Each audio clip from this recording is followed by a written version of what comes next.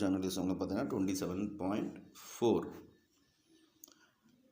Photo features and photo editing. So ஃபோட்டோவோட ஃபீச்சர்ஸும் அதோட எடிட்டிங் பற்றி தான் இதில் பார்க்க போகிறோம். என்னென்னு பார்ப்போம். Photo feature is also called photo essay. ஒரு ஃபோட்டோ ஃபீச்சரை ஃபோட்டோ எஸ்ஸேன்னு சொல்கிறாங்க.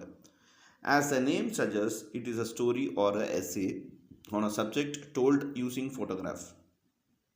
It can be done on anything that is photographed or placed or person etc.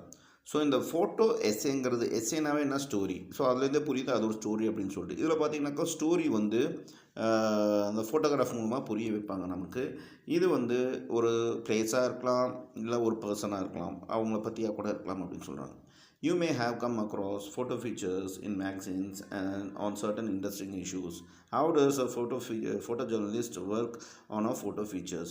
இப்போ நீங்கள் மேக்சின்லாம் பார்க்கும்போது பார்க்கலாம், ஒரு ஃபோட்டோ வரிசையாக இருக்கும். அதை பார்க்கும்போதே நமக்கு அந்த கதை என்னென்னு புரிஞ்சிடும், அந்த ஃபேக்ட் என்ன, அந்த ஸ்டோரி என்ன, அந்த கேமராமேன் தட் இஸ் அந்த ஃபோட்டோகிராஃபர் என்ன சொல்ல வராங்க அப்படின்னு நமக்கு புரிய ஆரம்பிச்சிடும். ஸோ எப்படி இந்த ஃபோட்டோ ஜேர்னலிஸ்ட் வந்து இந்த ஃபோட்டோ ஃபீச்சரில் வேலை செய்யுது, இது ரெண்டும் எப்படி ஒர்க் அவுட் ஆகுதுன்னா இப்போ பார்க்க போகிறோம். A photo feature is generally conceived at the desk of the editor of the magazine or newspaper who will brief the photo editor about it. So இது எந்த இடத்துல இந்த ஃபோட்டோ ஃபீச்சர் நடக்குதுனாக்கா, இந்த எடிட்டர் ஃபோட்டோ எடிட்டரோட இல்லை நியூஸ் பேப்பர் மேக்சின் எடிட்டரோட பார்த்தீங்கன்னாக்கா அந்த photo editing desk டேபிளில் தான் இந்த விஷயமே நடக்குது. எந்த விஷயம்? ஃபோட்டோ ஃபீச்சருங்கிற விஷயம். Now, who is photo editor? A photo editor is the overall in charge of the photo section in a news or a magazine.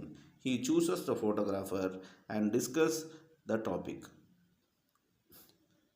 He may also choose the reporter who will return the story around the photo essay.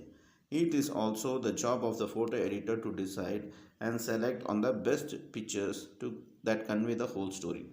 So இங்கே பார்த்தீங்கன்னாக்கா photo editor தான் இது பண்ணுறாங்கனாக்கா, சரி இந்த photo editor யார் அப்படின்னாக்கா அவர் தான் ஒரு நியூஸ் பேப்பருக்கும் ஒரு மேக்சினுக்கும் இன்சார்ஜ். இந்த ஃபோட்டோஸ் எல்லாம் கரெக்டாக எந்த ஃபோட்டோ பிரிண்ட் ஆகணும், எந்த ஸ்டோரிக்கு எந்த ஃபோட்டோஸ்லாம் இருக்கணும் அப்படின்ட்டு. ஸோ அவர் எல்லா ஃபோட்டோஸும் வச்சுக்கிட்டு அவர் வந்து டிஸ்கஸ் பண்ணுவார் அந்த ரிப்போர்ட்டர் கூட. அப்புறம் அந்த ரிப்போர்ட்டர் யார் நல்லா அந்த ஸ்டோரி கரெக்டாக அந்த ஃபோட்டோ வச்சு எழுதுவாங்களோ அந்த ரிப்போர்ட்டரை வச்சு அந்த ஸ்டோரியை வந்து கன்வே பண்ணுவார், ஃபோட்டோ எஸ்ஸேவை கன்வே பண்ணுவார். அதுக்கப்புறம் இந்த எடிட்டரோட ஜாப் தான் செலக்ட் பண்ணுறது, எந்த பிக்சர் பெஸ்ட் பிக்சர் வந்து எது வைக்கணும் அந்த ஸ்டோரிக்கு ஏற்ற மாதிரி அப்படின்னு சொல்லிட்டு இந்த ஃபோட்டோ எடிட்டர் தான் முடிவு பண்ணுவாருன்னு சொல்கிறாங்க. You have already learned that a single picture is worth of 1,000 words. Therefore, a good photo essay which comprises